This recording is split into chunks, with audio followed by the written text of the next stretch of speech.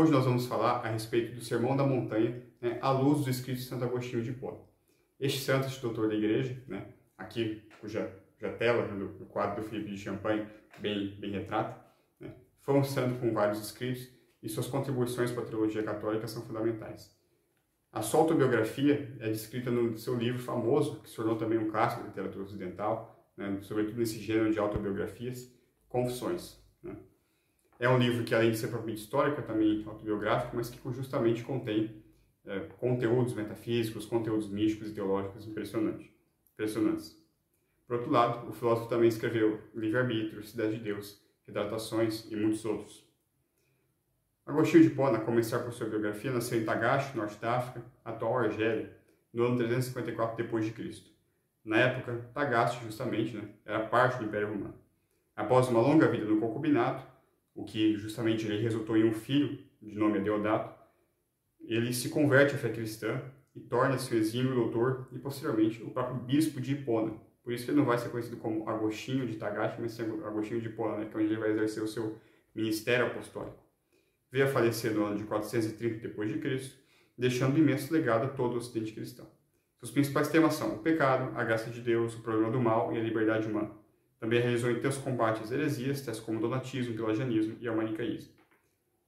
Justamente, essa última corrente doutrinária, o maniqueísmo, foi uma corrente na qual o autor se filiou, as suas seitas, dos maniqueus, e da qual ele vai ter um combate um combate mais incisivo, um combate com maior preocupação mesmo, justamente porque ele foi envolvido por mais tempo com as doutrinas maniqueias.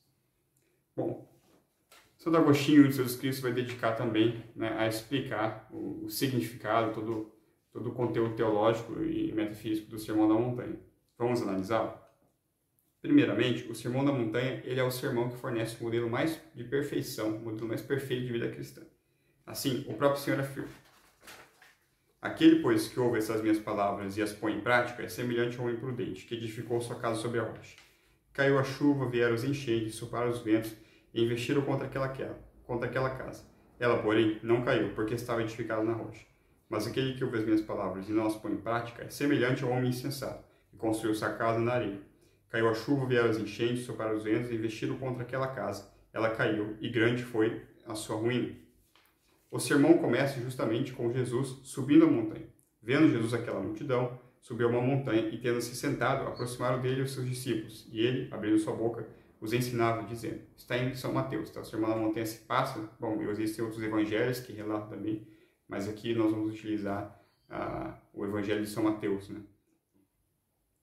Qual o simbolismo da montanha? A montanha aqui, ela simboliza a perfeição, a lei suprema, a justiça.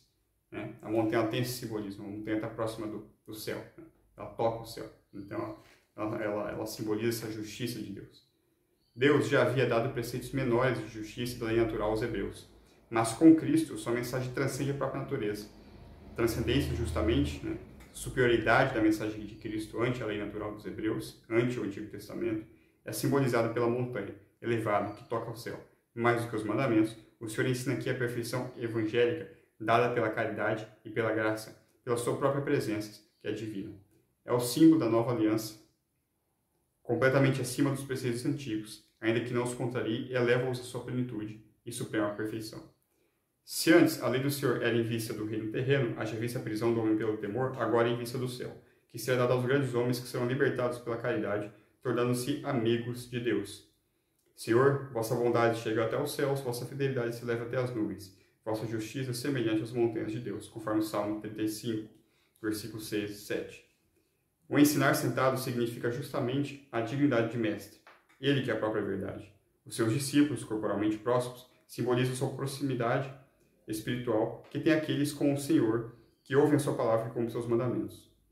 Então, há esse simbolismo da montanha, justamente esse lugar elevado que simboliza a perfeição da vida cristã, a perfeição da graça diante da natureza, a natureza que justamente ela tem sua lei revelada no Antigo Testamento, mas que no Novo Testamento vai ser suplantada, vai ser justamente superada, mas não anulada, claro. Nosso Senhor deixa bem claro que ele não vem para abolir nenhuma da lei, mas vai ser superada, vai ser elevada pela pessoa de Cristo, no Novo Testamento, pela perfeição cristã.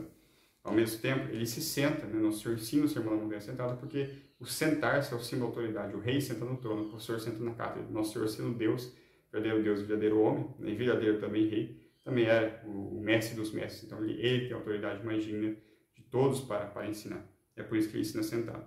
Ao mesmo tempo, se começa o sermão dizendo que ele abriu sua boca, né? Não é à toa que essa palavra está ali. Ele abre a sua boca para ensinar, justamente porque agora ele não mais abre a boca dos profetas, né? Como era na antiga lei, dos reis, dos sacerdotes. Não. Agora ele abre a sua própria boca, né? Afinal, ele próprio é a verdade, a mensagem é revelada. Portanto, não há necessidade de se usar da boca de outros, mas ele mesmo contém toda a plenitude da revelação, né? Ele é o verbo de Deus, o verbo encarnado. Então, o Sermão da Montanha, ele vai justamente fazer todo o ensinamento a respeito das bem-aventuranças. Vamos olhá-las detidamente uma por uma. Depois nós vamos fazer uma correlação delas com os dons do Espírito Santo e as orações, as petições do Pai Nosso. Em primeiro momento, nós temos a pobreza de espírito, né?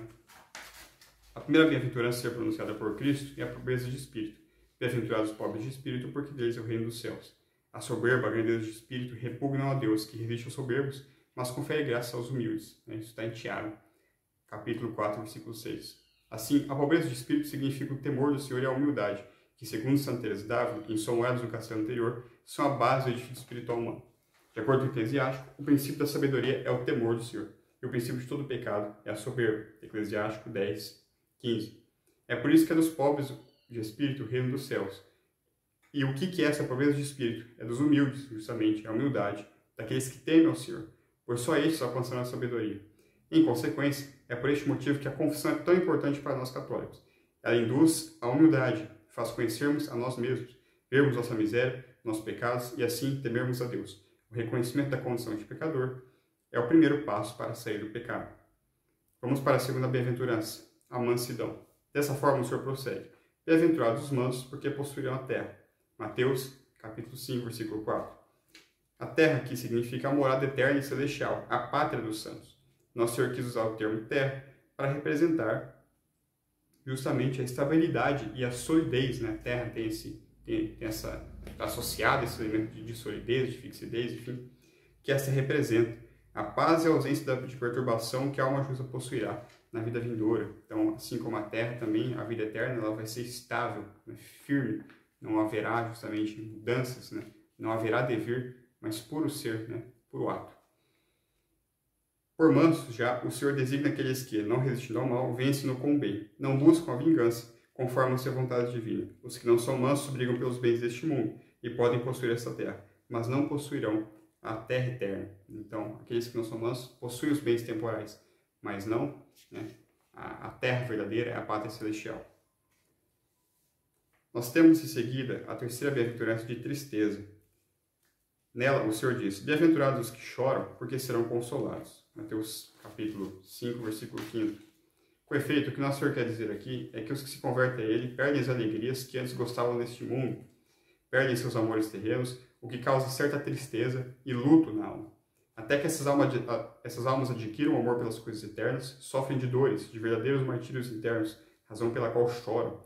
Todavia, é por isso que serão consoladas por Deus, na pessoa do Espírito Santo, o Paráclito, o Consolador, que lhes dará, em detrimento da perda do gáudio eterno, a alegria, que lhes dará, aliás, em detrimento da perda do gáudio terreno, a alegria eterna. Vale lembrar que para o cristianismo, nós católicos, queremos que os pecadores não possuem alegria verdadeira, no seu sentido mais estrito original. Eles desfrutam apenas do prazer que algum ato carnal lhes confere, prazer terreno, prazer carnal. Mas a alegria em sentido estrito, ou seja, gozo real, gáudio, perene e duradouro, somente aquele que é justo, que vive segundo a lei do Senhor e a sua graça, obtém.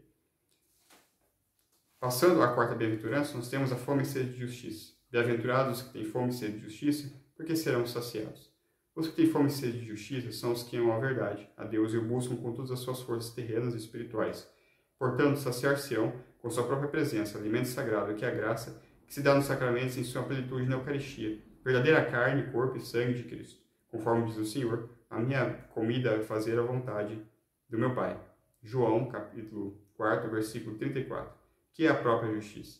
Terão também sua sede satisfeita com a água da vida eterna, do batismo, da graça, do seu preciosíssimo sangue da redenção. Com aquela água que, uma vez bebida, virá a ser nele uma fonte de água que salte para a vida eterna. João capítulo 4, versículo 14. Assim, a fome e sede de justiça é a fome e sede pelo seu próprio corpo e sangue, verdadeira comida e bebida. Em verdade eu vos digo, se não comerdes a carne do Filho do Homem, e não beberdes o seu sangue, não tereis a vida em vós mesmos. Quem come a minha carne e bebe do meu sangue, tem a vida eterna, e eu o ressuscitarei no último dia. Pois a minha carne é verdadeiramente uma comida, e meu sangue é verdadeiramente uma bebida. Quem come a minha carne e bebe do meu sangue, permanece em mim e eu nele. Assim como o Pai me enviou, vive, e eu vivo pelo Pai, assim também aquele que comer a minha carne viverá por mim. Este é o pão que desceu do céu, não como o maná que vossos pais comeram e morreram. Quem come deste pão viverá eternamente. João, capítulo 6, versículos 53 a 58. A quinta bem-aventurança é a bem-aventurança de misericórdia. Bem-aventurados os misericordiosos, porque alcançarão misericórdia. A palavra misericórdia vem das palavras miseratio e cordis, respectivamente, miséria e coração do latim. Significa justamente o compadecimento que nós devemos ter da miséria alheia, essa compaixão. Aqueles que se colocam assim no lugar daqueles que são miseráveis e auxiliam em suas necessidades, Deus, que é sumamente misericordioso, também os livrará da miséria. Afinal, Ele também se compadece de nossa miséria, tomada acima de no sentido espiritual, né? A nossa fraqueza, enfim, de coração, e nos perdoa, né? Então, essa é a importância também de nós sermos misericordiosos com o próximo. A sexta bem-aventurança é a pureza. Assim diz o Senhor: bem-aventurados os puros de coração, porque verão a Deus. Deus, justamente, ele não é visto com os olhos da carne, com os olhos exteriores, com os olhos físicos. Sem dúvida que a razão natural consegue chegar a uma comprovação lógica de sua existência. Haja vista, por exemplo, o estudo, né, das 5 vias de São Tomás de Aquino, que comprova logicamente, né, a existência de Deus, né? Todavia, a verdadeira intimidade com Deus se dá pelos olhos da fé e da caridade, pelo coração verdadeiramente, pela fé, né? Se dá pela graça santificante. Coração puro é aquele coração simples, limpo, livre de travas, sujeiras, o que possibilita que tenha uma visão clara da verdade. Buscai com simplicidade de coração, livre da sabedoria. Não está eivado com as paixões carnais, possui reta intenção. Só assim se pode enxergar a luz, haja vista que um olho sujo não a vê. Então, essa também é a bem-aventurança de pureza. Vamos para a sétima paz. Chegando ao último grau de perfeição, tem-se a sétima bem-aventurança ainda por se alcançar. Bem-aventurados os pacíficos, porque serão chamados filhos de Deus. Aqui se consuma a perfeição cristã. Veja que as bem-aventuranças formam, né, de certo modo, uma escada na vida espiritual, né, no qual você vai passando de uma a outra. O sétimo estágio, que seria o de consumação da vida cristã de virtude, é a paz, né, essa paz interior, né? Então, a paz é justamente a ausência de perturbação, de guerra. Ontologicamente falando, nada resiste a Deus, tendo visto que Ele é o Criador e o que sustenta todas as coisas do ser. É por isso que Deus é perfeito. Nele não há divisão, lutas, paixões ordenadas, e mesmo fora dele, suas criaturas, ao se apartarem de sua presença, não lhe causam nenhum dano, a não ser para si mesmos. Então, quando eu peco, eu não ofendo a Deus no sentido de que eu estou causando um dano a Ele. Não, eu causo dano acima de tudo a mim mesmo, que estou me afastando da suprema bondade e beleza que é o Criador, né? Nesse sentido, são pacíficos aqueles que subjugam os movimentos de sua alma, a razão, a mente, ao espírito e ao que é mais elevado. Tais homens dominaram a sua concupiscência, estabelecendo no seu interior uma imagem do próprio reino de Deus. Tudo é ordenado, o que é excelente e principal no homem, impera sem resistência sobre aquilo que é baixo, vil e inferior. Dessa forma, agora o próprio espírito se prontifica a se subordinar àquilo que lhe é superior, a própria verdade, Deus mesmo. Consequentemente, a alma não pode dominar suas inclinações inferiores se não estiver sujeita ao que lhe está acima. E é também por esta razão que se encontra o fundamento, né, aí indo um pouco além nas doutrinas da igreja sobre a sociedade, sobre a política, da submissão do poder temporal ao espiritual, do Estado e da política à igreja. Tal paz é a que se refere aos anjos como o nascimento do Messias. Paz na terra aos homens de boa vontade. São Lucas, capítulo 2, versículo 14. Assim é a vida do próprio sábio, já consumada e em sua plenitude, perfeita. Logicamente, consoante os gregos já ensinavam, o próprio do sábio é justamente o quê? Ordenar as coisas, ordenar o conhecimento, né? Por consequência, a sabedoria se realiza na paz de espírito, na paz interior. O próprio Santo Agostinho já definiria a paz como a tranquilidade na ordem. A partir disso, quando se consolida na alma a sua paz interna, nada no mundo exterior pode perturbá-la, nada do mundo de fora, né, ao qual o príncipe das trevas, inclusive, fora lançado. Com efeito, o próprio Santo Agostinho afirma em suas Confissões que Deus habita no interior do homem. E tu estavas dentro de mim, mais profundo do que o que em mim existe mais íntimo, e mais elevado do que o que em mim existe de mais alto. Aí estará, portanto, o fundamento da seguinte bem-aventurança, que corresponderá a uma alma já perfeita, já santificada. O demônio tentará ruir este sólido edifício, essa sólida montanha, buscando perturbá-la de fora, mas não considerará, causando-lhe ainda mais coesão interna. Diante disso, observa-se como a paz, a ordem e a sabedoria estão intimamente relacionadas. A paz, a tranquilidade na ordem, leva à sabedoria. Esta que é a capacidade humana de ordenar a realidade. A sabedoria causa a ordem, e a paz só se dá na ordem, levando à sabedoria. Por ordem, entende-se a subordinação do que é inferior por natureza ao que lhe é superior, metafisicamente, ontologicamente falando. Por filho de Deus, entende-se a filiação divina, para além do sentido natural como criatura, mas de verdadeira adoção para com aqueles que cumprem com seus mandamentos e conservam-se sua graça. Assim, feitas essas considerações sobre a paz, que é essa última etapa da perfeição cristã, passa então ainda mais uma bem-aventurança, que seria a última. Nós vamos explicar certinho, porque a paz, sendo a última etapa da perfeição cristã, ela não é ainda a última bem-aventurança. A oitava, então, e portanto, última bem-aventurança é esta: bem-aventurados que são perseguidos por causa da justiça, porque deles é o reino dos céus. Bem-aventurados sereis quando vos caluniarem, quando vos perseguirem e disserem falsamente todo mal contra vós por causa de mim. São Mateus, capítulo 5, versículos 10 e 11. A oitava bem-aventurança não indica uma perfeição propriamente dita, ao contrário, já pressupõe. Então, justamente, a oitava bem-aventurança se dá quando a alma cristã já encontrou a sua perfeição, já encontrou a plenitude dos caminhos justamente da santidade e da virtude. Então, ela pressupõe essa perfeição. Ela não é mais uma perfeição como as outras 7. É uma mera consequência, um efeito de todas as outras 7, do alvorecer justamente desse homem que nasce para o espírito, do homem espiritual que São Paulo fala. Ao se chegar à paz de coração, haverá perseguição, dor, sofrimento, guerras, lutas, já não mais internas, mas externas, tentações dos inimigos da alma em amizade com Deus, do mundo, da carne e dos demônios. Entretanto, é justamente a partir desse momento que a alma está pronta para o reino dos céus. É por isso que essa bem-aventurança remete à primeira, e ambas possuem a mesma recompensa. A pobreza de espírito, a humildade, é o alicerce que tem como recompensa o reino dos céus, que é o que aqui também se espera a partir dos sofrimentos e perseguições que a alma justa padecerá. Então veja que nas recompensas de cada bem-aventurança, a primeira aqui se confunde com a última, porque a primeira do reino, a bem-aventurança do temor do espírito, dos humildes, dos pobres de espírito, daqueles que temem a Deus, ela justamente oferece como recompensa o reino dos céus. E aqui também, aqueles que são perseguidos por causa de Deus, também terão como recompensa o reino dos céus. Por quê? Porque a primeira e a última bem-aventurança se conectam com a mesma recompensa, justamente por causa disso, Nosso Senhor Jesus Cristo é o princípio e o fim. Então, se você já aceitou cumprir os seus mandamentos pela humildade, já aceitou, já iniciou o caminho, é como se você, de certo modo, já tivesse terminado, no sentido de que a disposição essencial você já tem na sua alma. Que essa disposição de contrição de coração, de humildade, de justamente servir a nosso Senhor Jesus Cristo e não a si mesmo.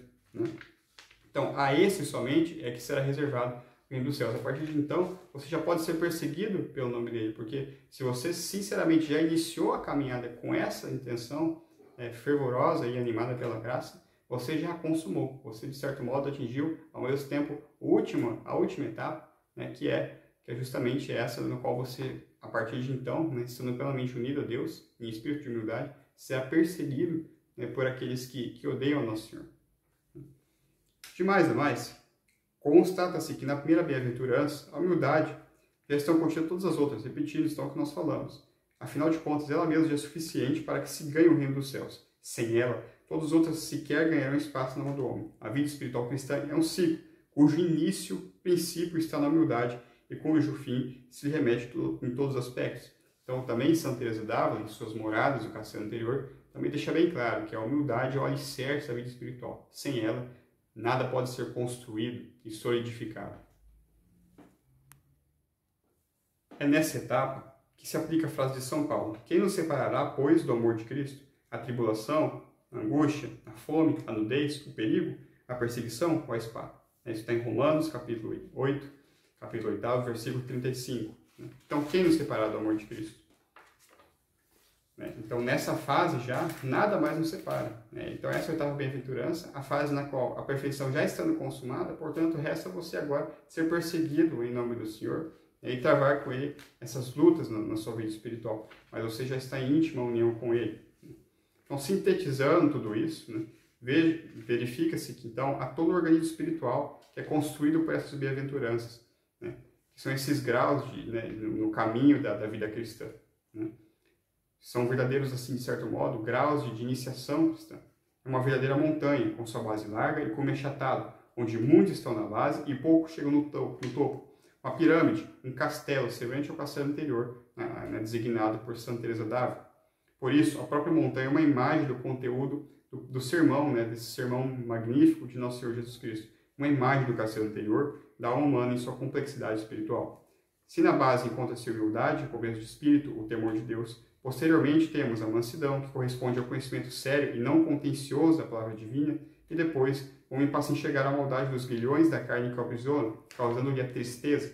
Em seguida, o espírito passa a se esforçar para alcançar o que é mais elevado. Assim, encontra a dificuldade de se livrar dos confortos terrenos, dos confortos da terra, causando-lhe fome e sede, ao mesmo tempo que começa a sentir necessidade da própria justiça.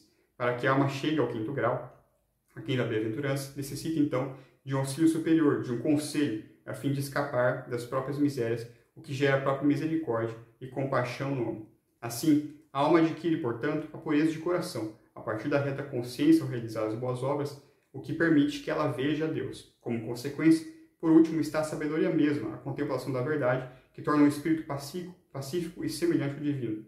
Este, inclusive, o fim último do homem, segundo, aliás, Aristóteles já falava, a bios theoreticos, a vida contemplativa. Se, portanto, a razão é divina em comparação com o homem, a vida conforme a razão é divina em comparação com a vida humana. Mas não devemos seguir os que nos aconselham a ocupar-nos com coisas humanas, visto que somos homens, e com coisas mortais, visto que somos mortais. Mas, na medida em que isso for possível, procuremos tornar-nos imortais e evitar todos os esforços para viver de acordo com o que há de melhor em nós. Porque, ainda que seja pequeno quanto ao lugar que ocupa, supera tudo mais pelo poder e pelo valor. E dir-se-ia também que esse elemento é o próprio homem, já que é sua parte dominante e a melhor entre as que o compõem. Seria estranho, pois, que não escolhesse a vida do seu próprio ser, mas a de outra coisa. E o que dissemos atrás tem aplicação aqui. O que é próprio de cada coisa é, por natureza, o que é de melhor e de aprazível para ela. E assim, para o homem, a vida conforme a razão é a melhor e a mais aprazível, já que a razão, mais do que qualquer outra coisa, é o homem, de onde se conclui que essa vida é também a mais feliz. Isso diz Aristóteles no seu Ética Nicômaco. E ainda, segundo Santo Agostinho, diz muito claramente: tu mesmo que incitas ao deleite no teu louvor, porque nos fizestes para ti, nosso coração está inquieto enquanto não encontrar em ti descanso, enquanto não repousar em ti. Nessa frase, que também é outra frase clássica de Confissões, onde ele inicia também a sua obra. Então, nós fomos feitos para Deus, nós temos essa finalidade de nos unirmos a Ele, nós fomos feitos para o Criador. E assim, então, a 8ª bem-aventurança será um sinal da consumação e perfeição, quando a alma justamente alcançar já esse cume da elevação espiritual, que é representado pela montanha. 7 bem-aventuranças aperfeiçoam o homem. A 8ª só vai manifestar aquilo que já está perfeito, bem consolidado e solidificado. O homem vai alcançando assim, grau a grau, e absorvendo as etapas anteriores. Em conclusão, também se observa que as 3 primeiras bem-aventuranças representam um estado ainda carnal do homem, de criancinha espiritual, no sentido de São Paulo, daquilo que São Paulo fala. A pobreza, a mansidão e a tristeza se dão na alma humana ainda em processo de desapego à terra. Já as 4 últimas bem-aventuranças já se dão no homem que está em busca do Espírito, que passa a olhar para o alto. Fome, sede, justiça, misericórdia, pureza e paz são características mais do homem interior, do homem espiritual, do que do homem exterior. Todas somadas, então, resultam no número 7, símbolo da perfeição. A 8ª, repita-se, uma mera coroação e consequência das anteriores, formando assim o número 8, símbolo do infinito, do eterno, encerrando o ciclo e remetendo novamente à primeira etapa, que é a pobreza de espírito, através da recompensa deles ao reino dos céus. Também é simbolizado pela circuncisão, feita no 8º dia no Antigo Testamento, pela ressurreição do Senhor, feita no dia depois do sábado, que seria o 8º e 1º dia simultaneamente, pela celebração dos 8 dias que se seguem após o batismo, o renascimento do novo homem. Então, daí também a importância do número 8 para a igreja, das 8º. Então, também tem essa correspondência das 8 bem-aventuranças com a ideia das 8º, de celebrar sempre o 8º dia, depois de um acontecimento importante. Justamente, o número de Pentecostes também aqui encontra o simbolismo. 7 vezes 7 é 49, e mais 1 corresponde a 50, o que dá o 8º dia, que é justamente esse número de dias em que foi enviado o Paráclito, que conduz a alma a todas essas bem-aventuranças. Em síntese, assim, o número 8 é o símbolo de um ciclo que se inicia com a primeira bem-aventurança e se consuma no céu.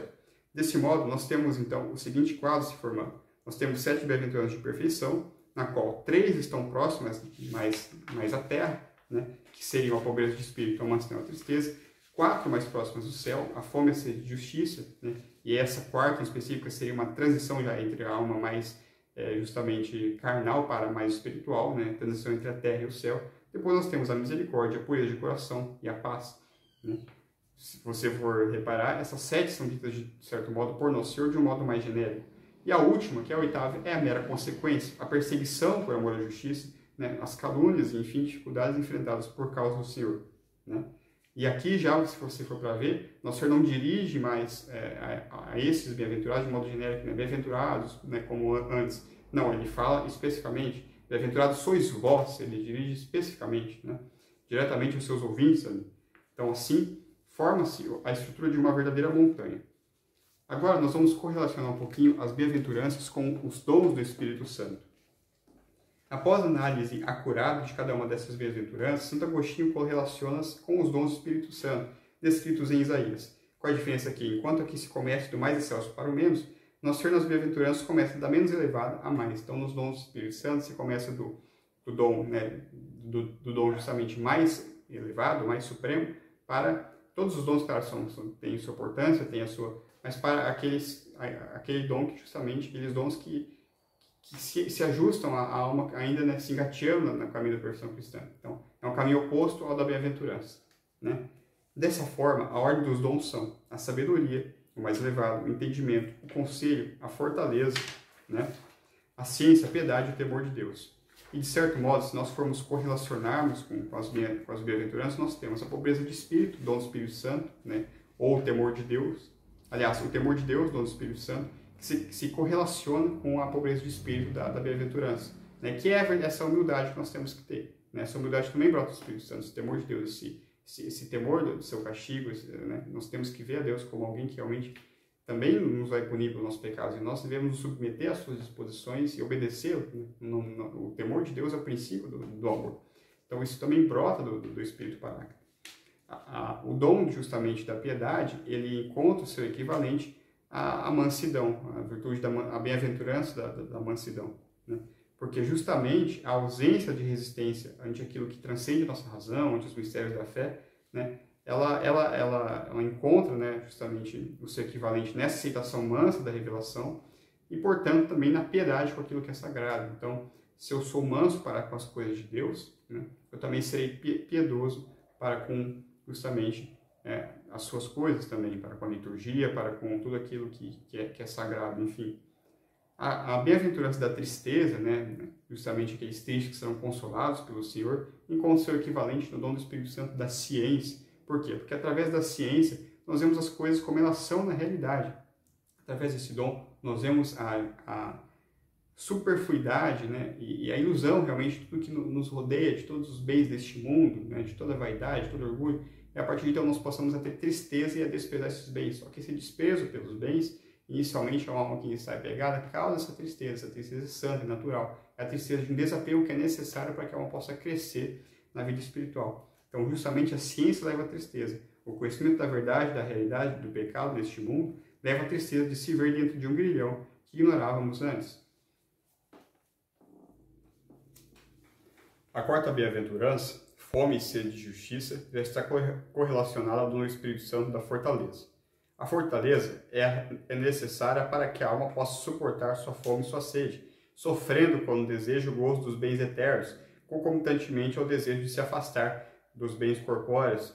Então, somente tem fome e sede de justiça aquele que justamente é forte, aquele que é justamente forte para suportar muitas vezes a ausência desses bens aqui na Terra e para desejá-los na vida eterna. Então, exige também essa fortaleza inclusive para conquistá-los também, né? Ao dom do conselho corresponde a bem-aventurança da misericórdia. Afinal de contas, o conselho é próprio de quem é misericordioso, de quem presta auxílio ao próximo que necessita. A pureza, né, corresponde ao dom do entendimento. Afinal de contas, o dom do entendimento ou da inteligência convém àqueles que são puros. Convém àqueles que são puros, né? Isso porque A pureza torna a inteligência clara para que possa ver, então, a verdade, né? Ela torna os olhos da alma, os olhos da inteligência limpos, cristalinos, para que nós possamos, então, justamente contemplar a verdade. Então, a pureza e o entendimento estão muito bem associados por ele. E por último, o dom da sabedoria, que é o maior dom do Espírito Santo, o dom que consuma a alma cristã, a vida espiritual cristã, assim também está associado à bem-aventurança da paz, que é essa bem-aventurança também consumativa, né, que indica a plenitude, perfeição, né? Justamente, paz e sabedoria estão intrinsecamente relacionadas. Nos pacíficos, tudo está ordenado, o que consiste na sabedoria, e nada se rebela ante a razão. Afinal de contas, a razão então passa a ser submissa a Deus perfeitamente. Feita esta correlação entre as 7 bem-aventuranças e os 7 dons do Espírito Santo, agora nós vamos então, né, para outro ponto do Sermão da Montanha, para outra parte do Sermão da Montanha de Nosso Senhor, que é o que envolve a oração do Pai Nosso, né, que é outro elemento essencial do sermão dado pelo Nosso Senhor. Assim ensina Jesus Cristo. Em Mateus capítulo 6, eis como deveis rezar: Pai nosso que estais no céu, santificado seja o vosso nome, venha a nós o vosso reino, seja feita a vossa vontade, assim na terra como no céu. O pão nosso de cada dia nos dai hoje, perdoai as nossas ofensas, assim como nós perdoamos aos que nos ofenderam, e não nos deixeis cair em tentação, mas livrai-nos do mal. A partir daqui, então, nós iremos fazer uma análise de cada elemento do Pai Nosso, né? Ela é composta por um elemento vocativo, que é o primeiro, Pai Nosso que estais no céu, né, que demonstra quem devemos pedir e onde ele habita, e depois 7 pedidos. Pai Nosso que estais no céu. Por Pai Nosso, né, justamente ordena-nos o Senhor que o chamemos de Pai. Nunca na história de Israel ele assim pediu para ser chamado, uma vez que os homens ainda viviam segundo a carne, sob o temor. Desse modo, Deus os tratava como servos, não filhos. Evidentemente, há algumas passagens em que os profetas também chamam a Deus por Pai. Sobre tudo isso, todavia, fica muito claro na nova lei. Aqui, o Senhor pede que ao rezarmos, assim o denominemos por Pai, razão pela qual considera-nos seus verdadeiros filhos, para além de uma relação criatura-criador. Cristo nos eleva a uma filiação adotiva pela graça. Assim, chamar a Deus de Pai deve induzir-nos à caridade para com o Senhor e nos espíritos mais nobres à própria humildade. Todos têm a Deus por Pai, desde o mendigo até o mais opulento dos homens. Deus também mostra sua misericórdia por nós, considerando que pai nenhum negará algo a seu filho, que lhe seja para seu bem, e todo pai ama seu filho. Dessa forma, somos irmãos uns dos outros na condição de filhos adotivos de Deus. Vamos para a segunda parte desse vocativo, que estais no céu. Por esse vocativo, que estais no céu, nós nos referimos então à onipresença de Deus. Deus é onipresente, ele está em todos os lugares. Todavia, as suas criaturas podem estar mais próximas ou não dele, conforme o grau de participação em seu ser e conforme a sua santidade. Nesse sentido, Deus pode habitar a alma humana com a sua graça, mas não habitará uma pedra, evidentemente. Então existem graus, existe uma hierarquia ontológica, uma hierarquia no ser. Sua presença na pedra se dará pela analogia que há entre a existência da pedra e os atributos como algo criado que remete ao Criador. Mas jamais ocorrerá, por exemplo, a inabitação da alma em outros seres que não o homem. Então veja a grandeza que o homem é chamado e veja essa gradação que existe no ser, da presença de Deus e justamente da analogia da participação do ser divino. Nesse tocante, Santo Agostinho interpreta o estais no céu com a presença de Deus na alma dos justos, dos santos, até porque este céu não pode ser o céu material, haja vista que Deus não é corpóreo, Santo Agostinho ensina isso. Tal interpretação é ainda mais reforçada com a passagem de Gênesis, capítulo 3, versículo 19, Tu és terra e a terra retornarás. Nessa passagem, Deus chamou o homem de terra após este ter pecado na pessoa de Adão, ou tu és pó e ao pó tornarás. Pulverus es et in pulveris reverteres. Ele, criado em graça, perde, então se tornando terra, humus, pecador. Com efeito, se o pecador é terra, o santo é o céu, visto que a distância que separa o pecador do santo é muito superior àquela que separa a terra do céu físico. Então veja isso muito claramente. É também por essa razão que o cristão reza voltado para o Oriente, a famosa oração ad orientem, sobretudo nas missas tradicionais, na Divina Liturgia, numa missa tridentina muito comum. É por isso que até o século XX, todas as igrejas tinham sua arquitetura planejada para que seu sacrário fosse voltado para o leste, o oriente, de onde o sol nasce, né, a terra do sol nascente. Também as missas só se celebravam no período matutino, a fim de ocorrerem em concomitância à ascensão do sol. Nesse aspecto, o oriente, origem do nascer do sol, em nossa visão remete àquilo que é mais excelso, tendo em vista que o sol é tido como o mais excelente dos corpos celestes. Nessa linha, assim como nossos corpos terrestres devem se orientar ao sol, corpo celeste mais elevado, nossa alma deve tender em direção do que lhe transcende, né, que é Deus verdadeiro.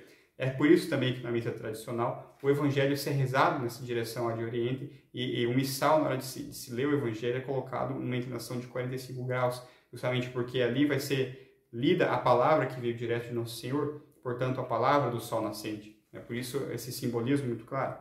Isto posto, dizer que Deus está no céu é um mero meio de demonstrar às almas simples que já reconhecem a superioridade do céu ante a terra, que Deus habita em locais mais superiores, elevados. Assim, podem compreender posteriormente que Ele está nas almas, que estão acima dos corpos, e finalmente nos justos, onde poderão buscar a Deus. Desse modo, Ele está no céu. O que céu quer dizer, então? Nos justos, em seu templo santo.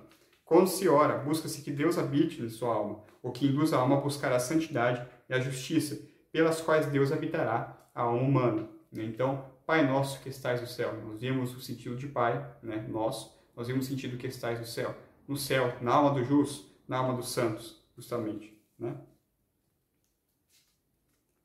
Agora vamos já para as petições. Santificado seja o vosso nome, né? O segundo elemento do Pai Nosso, mas a primeira petição propriamente dita. Já visto o primeiro elemento ser um mero vocativo e não um pedido propriamente falando. A partir daqui, começam os pedidos, né, propriamente ditos. Nesse sentido, ao pedirmos que seja santificado o nome do Senhor, não queremos dizer que ele já não seja santo, é evidente, mas somente que ele seja reverenciado e louvado pelos homens, que os homens tenham o seu santo nome. Assim, também se refere ao desejo de que os povos se convertam à sua palavra, honrando verdadeiramente. A terceira petição, venha a nós o vosso reino. Aqui, deseja-se que venha o reino do Senhor, ou seja, que seja manifestado aos homens o seu reino. Afinal, objetivamente, o reino de Deus sempre existiu. Além disso, também há uma alusão ao dia do juízo, quando ninguém, nem o mais obstinado e tolo dos homens, poderá negar a realeza e majestade do Senhor, quando Cristo voltar em sua glória, descendo do céu em um corpo humano divinizado, a fim de julgar os vivos e os mortos. Nessa seara, esta prece também diz respeito ao reino eterno e à pátria ou morada celestial, e que ela possa vir a nós, ou seja, que possamos ser salvos e redimidos e já nessa vida viver em santidade. Venha a nós o vosso reino, que nossa alma possa ser também o reino de Deus, no sentido que ele possa habitar em nós, né? Quarta petição, terceira, aliás, petição, né? Quarto elemento do Pai Nosso.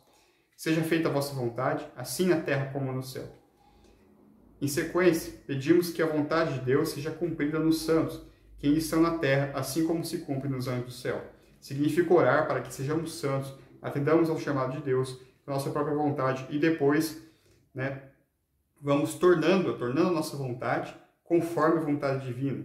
Assim, né, exemplifica a passagem de São Lucas, capítulo 2, versículo 14. Glória a Deus no mais alto dos céus e paz na terra aos homens de boa vontade, ou aos homens por ele amados, conforme a tradução. Né? Também se inclui o pedido de que possamos cumprir os preceitos e mandamentos de Deus, assim como os anjos cumprem.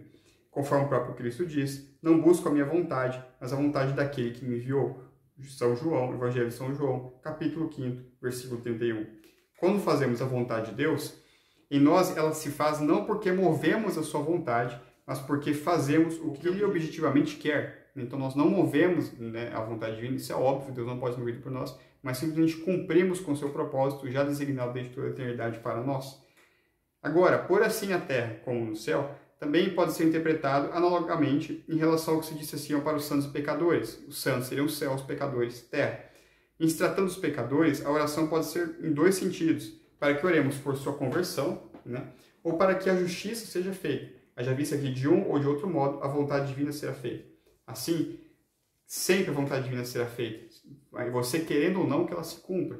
A questão é se ela se cumprirá a seu favor, se você for uma pessoa que busca se submeter a ela com humildade, com amor, ou contra, né, ou contra você, justamente se você se rebela diante dela. E a vontade divina também estará sendo realizada a partir da manifestação da justiça divina, a partir da sua condenação. De um modo ou de outro, a vontade divina sempre será feita e dela nós não podemos jamais escapar, jamais fugir. Ao mesmo tempo, também pode simbolizar, assim na terra como no céu, o espírito, que é o céu, e a carne, a terra, consoante o dito do apóstolo São Paulo, em Romanos, capítulo 7, versículo 25. Eu mesmo sirvo a lei de Deus com o Espírito e sirvo a lei do pecado com a carne. Portanto, a vontade de Deus se cumpre no Espírito. Na vida vindoura, né, na nossa esperança de alcançarmos o céu, a vida eterna, na vida que há de vir, a vontade de Deus será feita no Espírito, que é o céu, e no corpo, terra, que estará plenamente subordinado ao primeiro, enquanto que nesta vida ainda enfrentaremos, né, ainda enfrentamos um desacordo entre a terra e o céu, a luta entre a nossa concupiscência e a razão, entre o Espírito e a carne. Então, assim, a terra como o céu é para que também a vontade de Deus seja realizada tanto no nosso espírito quanto também no nosso corpo, que nossas paixões ordenadas se subordine à nossa razão, ao nosso espírito. Além disso, ainda pode simbolizar, assim na terra como no céu, Cristo, o céu, e a igreja sendo aqui a terra, ou ainda o homem, né, de certo modo sendo o céu, e a mulher associada aqui à terra. Né. O céu fecunda a terra, e essa lhe é submissa, como em ambas as relações supracitadas. Então, na chuva, justamente, nós vemos as águas do céu, que caem do céu, fecundando a terra, né, dando à terra, portanto, a sua própria vida. E a terra se submete, portanto, a essa forma, né, que vem dos céus. Assim, Deus também justamente fecunda a alma humana com a sua graça, né, e se une a ela através dela. Então, em ambos os casos, depende do simbolismo, se é Cristo, a igreja, o homem, a mulher, Deus e a alma, né, em ambas se pede que seja feita a vontade de Deus, para que a vontade de Deus seja feita em todas as coisas. Né. Agora, a quarta petição, o quinto elemento, o pão nosso de cada dia nos dai hoje. Agora aqui, justamente, o quarto pedido, vamos fazer uma análise em degraus, né? Em um primeiro plano material, pede-se que nos seja dado todas as coisas necessárias ao sustento desta vida terrena. Por isso, o verbo hoje, o pão nosso de cada dia, dai-nos hoje. Ainda refere-se ao seu próprio corpo, dado alimento na Santíssima Eucaristia. Mais certo ainda é que faz menção ao alimento espiritual propriamente dito, a graça e a presença de Deus. Em sentido próprio, todavia, o pão de cada dia é a palavra de Deus, que deve ser meditada e cumprida com os seus santos preceitos a todo momento. Por hoje, então, se entende a vida terrena. Os mandamentos de Deus nos são necessários para esta vida. Na outra, já estaremos saciados de seu maná espiritual. Não há mais necessidade na outra vida do pão de cada dia, do pão de hoje, porque na outra vida estaremos eternamente, né, vendo Deus e nos saciando, então, dessa fonte divina que é a beatitude eterna. Enfim, é a sua graça. Contudo, as outras interpretações em relação ao corpo do Senhor é o elemento terreno, né? Justamente esse pão ser o corpo de Cristo e assim por diante, ou mesmo o próprio elemento terreno, material, também são plenamente válidas. Né? Vamos lá. Perdoai as nossas dívidas, assim como nós perdoamos os nossos devedores. Aqui se compreende que nós devemos perdoar todos aqueles que nos ofenderam, sejam aqueles que nos pedem ou mesmo nem pedem perdão a nós, se quisermos também que o Pai, Deus Todo-Poderoso, nos perdoe. O perdão divino dar-se-á na medida em que nós nos dispusermos a perdoar os pecados alheios cometidos contra nós.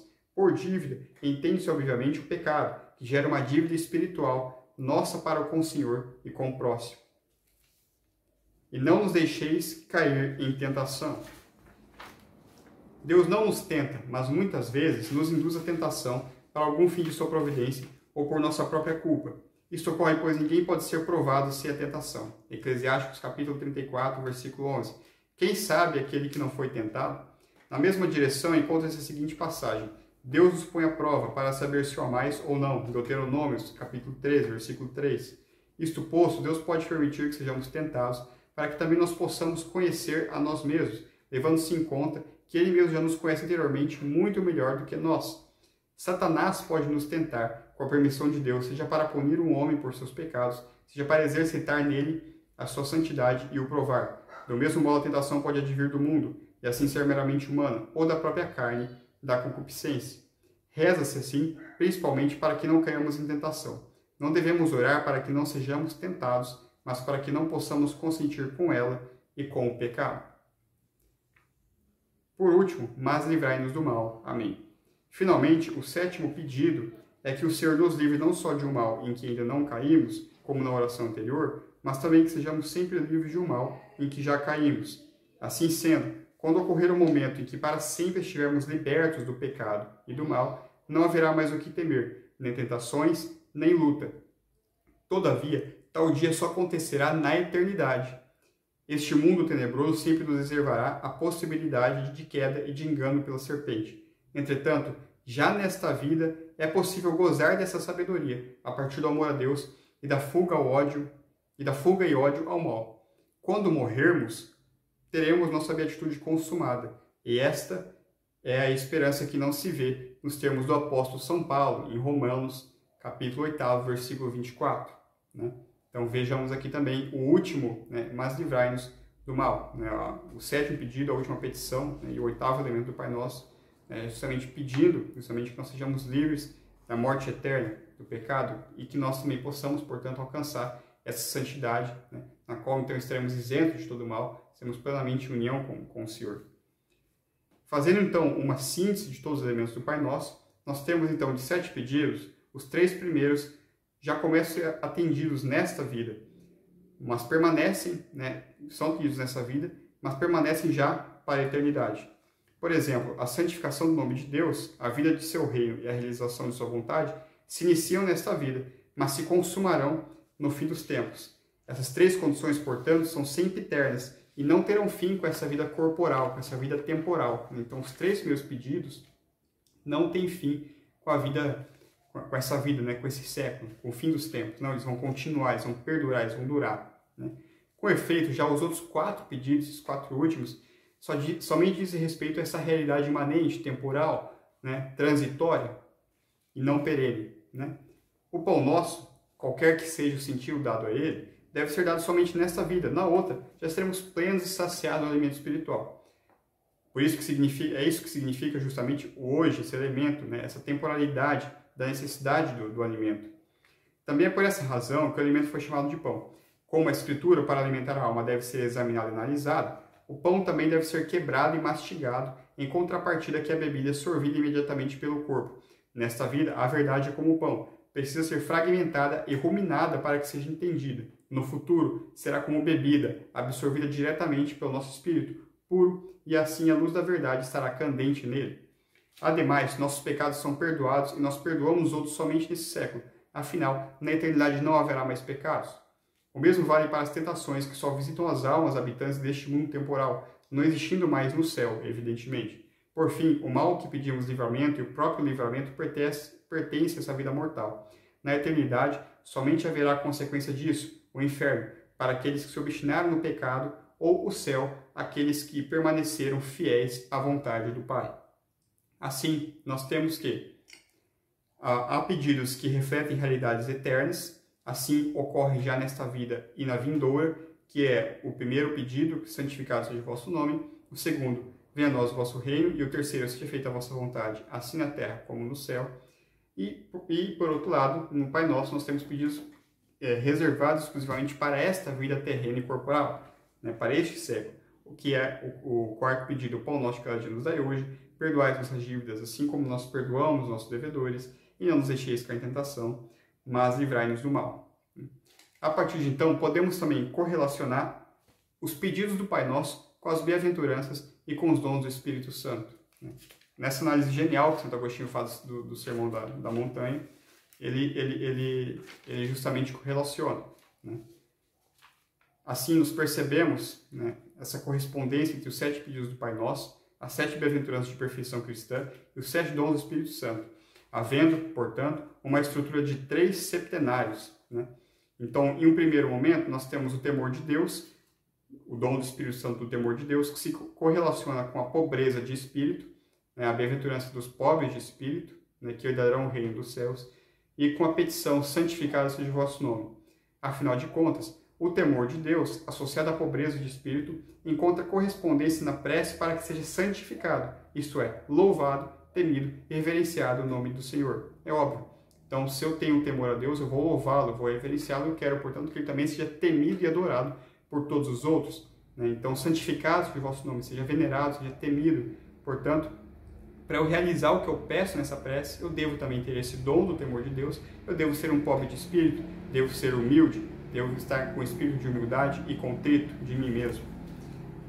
Vamos lá. Ao dom do Espírito Santo da piedade, nós temos a bem-aventurança, conforme já foi relacionado aqui anteriormente, da mansidão. Nós temos então o pedido, venha a nós o vosso reino. A piedade faz os mansos, que não resistirão ao reino de Deus, lembremos disso, quer em nosso interior, quer do céu à terra no juízo. É por isso, então, que os mansos possuirão a terra. Né? Então, Os mansos, somente os mansos verdadeiramente possuirão a terra, e portanto somente por meio deles o reino de Deus vai advir nesse mundo, mas não justamente a terra no sentido novamente material, mas a terra verdadeira, a pátria celestial. Então venha a nós o vosso reino, tem muito a ver com a mansidão e com a piedade, com o respeito às coisas de Deus, né? E com essa mansidão justamente diante da compreensão das coisas de Deus, né? A ciência, por outro lado, se correlaciona com a tristeza, que se correlaciona com o pedido, seja feita a vossa vontade. Se a ciência ela faz enxergar novamente a dureza dessa vida enquanto uma realidade de pecado, faz enxergar o mal do mundo, né? E por meio dessa visão nós nos tornamos entristecidos para com a realidade, para com os nossos próprios pecados, para com diante da nossa distância de Deus, diante do abismo que nos separa ao Criador, diante dos nossos pecados, nossa imperfeição, né? Então, por isso que a ciência, o dom da ciência do Espírito Santo está associado à bem-aventurança da tristeza, e a partir da tristeza, então, nós seremos consolados por Deus, né? Por outro lado, a consolação, essa consolação que é prometida na bem-aventurança da tristeza, né? Bem-aventurados tristes, pois serão consolados, ela somente ocorrerá quando for feita a vontade de Deus no céu e na terra. Por isso seja feita a vossa vontade, assim na terra como no céu.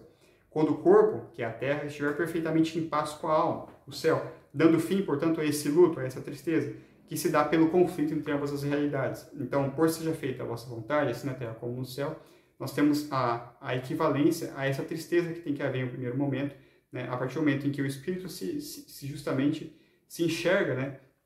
Permeado pela concupiscência e se entristece por isso. A partir de então, é feita a vontade de Deus, tanto na terra quanto no céu. A sua concupiscência deve ser ordenada, né? O seu corpo deve ser ordenado a seu espírito, ao seu elemento superior.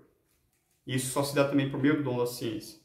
Nós temos o dom do Espírito Santo da fortaleza, que se associa à bem-aventurança da fome, da sede, da justiça, e que se associa, assim, ao pedido: o pão nosso de cada dia nos dai hoje. Então, se eu tenho fome e sede de justiça, né, então eu devo pedir também o pão de cada dia, a graça de Deus, né? A fome e sede de justiça é a fome e sede da verdade, do Evangelho, né? Da doutrina sagrada revelada por Nosso Senhor. A fortaleza confere tônus aos famintos e sedentos por justiça. Pedimos o pão de cada dia, a fim de que Deus nos fortaleça e nos sustente com seu alimento até sermos plenamente saciados. Então aqui se correlaciona o dom do Espírito Santo da fortaleza com a bem-aventurança da fome, da sede e da justiça, e com essa oração, com essa petição: o pão nosso de cada dia nos dai hoje. Em quinto lugar, o conselho, o dom do conselho, que se associa à bem-aventurança da misericórdia, né? Bem-aventurados e misericordiosos, porque justamente terão misericórdia de Deus, né? Se associa à petição do Pai Nosso: perdoai as nossas dívidas, assim como nós perdoamos aos nossos devedores. O perdão é próprio da misericórdia, que é justamente essa compaixão pelo próximo, esse se compadecer pelas dores alheias e por sua miséria. O conselho conduz a alma à misericórdia, e assim ao perdão dos pecados alheios, pedindo também para que nossos próprios pecados sejam perdoados. Por isso, os bem-aventurados alcançarão misericórdia. Então veja que o dom do conselho associa-se à misericórdia, que se associa a essa petição do Pai Nosso: perdoai as nossas dívidas, assim como nós perdoamos nossos devedores, né? Como que eu quero ser perdoado por Deus se não perdoo sequer o próximo? Se não sou misericordioso com o próximo, não receberei, portanto, também a misericórdia de Deus. O dom do Espírito Santo do entendimento já se associa à pureza, né? Que se associa, então, à petição: e não nos deixeis cair em tentação. Afinal de contas, somente cairá em tentações os que possuem esse espírito duplo, coração dividido entre os bens celestiais e terrenos. A pureza de coração e de intenção, dada pelo entendimento, impede que a alma tenha uma queda quando almeja o único e sumo bem. É por isso, então, que os puros, né, verão a Deus, e somente os puros. Em sétimo lugar, nós temos que o dom do Espírito Santo da sabedoria, o mais excelso dom, e a bem-aventurança da paz de espírito, né, a mais excelsa bem-aventurança, se associa à última petição do Pai Nosso: mas livrai-nos do mal. A sabedoria está bem atrelada à paz, conforme já se explicou, né, porque sabe aquele que está tudo ordenado diante de si mesmo, diante de Deus. Então, portanto, ele já tem a paz diante de si, a paz já se realizou nele, ele tem todas as paixões e conflitos dominados, resolvidos, harmonizados, portanto, ele está apto para receber a graça divina, e está plenamente atrelado a ela também. Sendo nós, portanto, livres do mal, e do pecado. Então é só a partir daí, dessa paz que nós conquistamos, que também nós somos ao mesmo tempo libertos de tudo isso, do mal e do pecado, somos pacíficos, somos sábios, tornamos-nos libertos e filhos de Deus, e espírito de adoção, clamemos com São Paulo, Abba, Pai. Né? Em Romanos, né, capítulo 8, versículo 15, ele usa essa exclamação, assim como em Gálatas também, capítulo 4, versículo 6. Então, olha só que interessantíssima essa correlação entre o Pai Nosso, as bem-aventuranças e os dons do Espírito Santo. Concluindo, né, então, para completar de vez toda a análise exposta, é digno de nota que o primeiro elemento do Pai Nosso é o modo de se chamar a Deus, o que pode ocorrer com qualquer criatura humana, pois todos somos filhos de Deus. Assim, ter a Deus por Pai é requisito preliminar para se adentrar no processo de santificação. Ademais, a última e oitava bem-aventurança estabelece como recompensa o reino dos céus. A primeira frase do Pai Nosso afirma que Deus está nos céus. Com efeito, a alma começa em seu processo chamando a Deus por Pai e dizendo que Ele está no céu. Termina no próprio céu, onde está Deus. Assim, tudo começa em Deus, na base, terminando nele, pois Ele é o Alfa e o Ômega, princípio e fim. Então, só sintetizando, então, nós temos, primeiramente, o elemento do Pai Nosso, né? Pai Nosso que estais no céu. Através da oração, então, nós adentramos nessa jornada espiritual. Depois nós temos, então, a primeira postura da alma, que é o de temor, o dom do Espírito Santo de temor de Deus, que se associa à bem-aventurança da pobreza de espírito e à petição, santificado seja o vosso nome. Depois nós temos a piedade, né, que se relaciona à bem-aventurança da mansidão e ao pedido, venha a nós o vosso reino. Nós temos depois a ciência, que se associa à tristeza, e então seja feita a vossa vontade, assim na terra como no céu. A fortaleza, fome e sede de justiça, o pão nosso de cada dia nos dai hoje. O conselho, a misericórdia, perdoa as nossas dívidas, assim como nós perdoamos aos nossos devedores. O dom do entendimento, que se relaciona à bem-aventurança de pureza e com a oração, e não nos deixeis cair em tentação. E em oitavo, né, o dom da sabedoria, que se associa à paz de espírito, à bem-aventurança da paz e a oração, mas livrai-nos do mal. Né? E em nono nós temos ainda, porque deles é o reino dos céus, que é a recompensa prometida a Deus, aqueles que justamente alcançaram a paz de espírito, né, que seria a oitava bem-aventurança. E, portanto, aqueles que sofrerem as perseguições por Cristo, pelo Evangelho, deles é o reino do céu. Né? Assim nós temos, então, em todos desde o primeiro elemento do Pai Nosso até a última bem-aventurança, né, nós temos no total, se a gente for ver, contar o que foi falado aqui, 9 elementos, o número 9, que também é um indicativo de plenitude e perfeição, porque é o produto da multiplicação de 3 por 3. Novamente, em referência à montanha, reforça o simbolismo da perfeição o fato de Cristo ter consumado a redenção em uma montanha, o Calvário, ele que é o homem perfeito, ete homo, eis o homem verdadeiro. Né? Realizou-se nele primeiramente, com sua morte para este mundo e posterior ressurreição, aquilo que ele deseja que se realize em nós, a nossa divinização, a consumação da perfeição em nós, que se dá pela participação em sua glória no Tabor, de sua agonia no Getsemane. Né? Nós temos então assim o jardim, o solo, o temor a Deus, né, no Tabor, no Getsemane, de sua morte no Calvário, que é a consumação da perfeição, a oitava bem-aventurança, né? Bem-aventurados sois vós quando fores perseguidos em meu nome, assim por diante. E ao mesmo tempo, após a sua ascensão no Monte das Oliveiras, que se dá no alto, a recompensa, portanto, da oitava bem-aventurança. Então veja que a própria vida de Cristo representa muito bem isso. Ele começa na agonia, ali no jardim, no solo de Getsemane. Né? Nós devemos participar também desse jardim. No solo nós devemos nos humilhar, é humus, é terra, é jardim. Ao mesmo tempo, a sua morte se dá no Calvário já, numa montanha, onde se consuma a perfeição, onde nós realizamos esta oitava bem-aventurança, né? Justamente perseguição, sofrimento em nome de Cristo. E a partir de então nós somos glorificados, né? Nós somos um só com Ele, né? E participamos, portanto, da sua ascensão, cumprindo somente a promessa da própria oitava bem-aventurança e das outras anteriores. Deles é o reino dos céus, né? Que se dá então no alto, na oitava bem-aventurança. Né? Depois que nós passamos e escalamos toda a montanha do Calvário, nós estamos prontos para ser elevados ao céu. Então, veja que é muito claro esse simbolismo todo no Sermão da Montanha, isso tudo está muito bem concatenado, né? Essa doutrina que nosso Senhor ensinou, então, e Santo Agostinho ele vai explicar todos esses elementos, né? E vai perceber toda essa ordem, todo esse significado, né? No seu livro sobre o Sermão da Montanha de Nosso Senhor. Então, agradeço aí a participação, agradeço mais um vídeo, e se vocês gostaram, podem divulgar, né? Eventuais sugestões também, feedbacks, pretendemos continuar com o canal. Até mais.